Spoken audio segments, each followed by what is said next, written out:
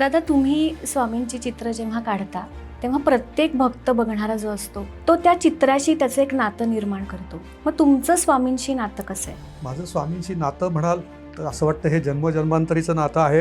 कारण मी ज्या क्षणापासून त्यांना कनेक्ट झालो, ज्या क्षणापासून त्यांचं चरित्र वाचल्यानंतर त्यांच्यात मी अडकलो, तर ते जसा माझा श्वास माझ्या शरीरापासून वेगळा वाटत नाही, तसे महाराज माझ्यापासून मला वेगळे करता येत नाहीत किंवा वेगळे वाटतच नाहीत. कारण 98 बेड रिटर्न नंतर माझा आधीचा जो 10 वर्ष मी व्यवसाय म्हणून करत असलेलं जे काम होतं, मी आर्किटेक्चर पर्स्पेक्टिव्ह करत होतो.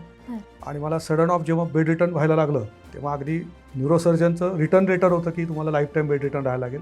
बापरे. मग त्या हातबलतेमध्ये कुठेतरी महाराजांचा आधार मला खूप काही देऊन गेला. आणि बेड रिटर्न लेटरसुद्धा मला डॉक्टरनी ज्या दिलं त्यांनी सुद्धा रिटर्न रिपोर्ट देताना असं सांगितलं होतं की तुम्हाला लाईफ टाईम बेड रिटर्न राहायला लागेल. फक्त म्हणले मी न्यूरोसर्जन जरी असलो, आमचं न्यूरो ही पॅथी डॉक्टरांमध्ये वैद्यकीय क्षेत्रातली सगळ्यात वरची उंचीची पॅथी असली तरी या पॅथीमध्ये असून सुद्धा मला म्हणले न्यूरोतलं फक्त 2% कळतं आणि 98% त्या वरच्या परमेश्वराला कळतं. तेव्हा डॉक्टरांच्या समोर माझी बायको खाली बसली, तिच्या पायातली ताकद गेल्यासारखं झालं.